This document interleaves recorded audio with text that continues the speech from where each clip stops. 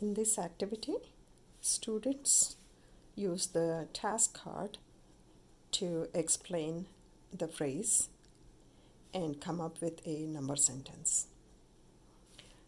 Now here, the card number goes here, 21, and 4 groups of 8. That means there are 4 groups and of 8. That means 8 in each group. That's what it means. So there are 4 groups. Each group has 8 objects. So 4 groups and each group has 8 objects. That is 4 times 8 equals to T. That's my number sentence. The total number of objects. It's not total number of groups, but total number of objects is 32. Let's pick another one. Card number 64. 2 groups of 10. There are 2 groups, 10 in each. There are 2 groups and each group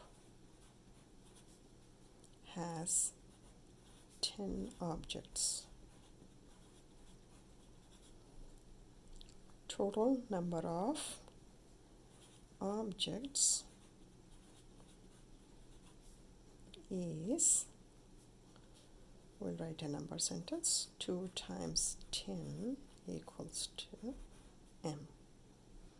And total number of objects is 10 plus 10, or 2 times 10 is 20.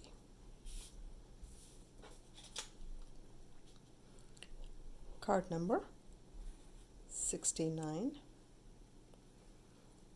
9 groups of 8. 1, 2, 3, 5, 6, 7, 8, 9 groups, and each one has 8 in it. 8 objects. So there are 9 groups. Each group has 8 objects. 9 times 8 is my variable. Total number of objects is 72. Here are directions that help with working on the activity independently. Teacher exemplar sets expectations, and answers provide immediate feedback.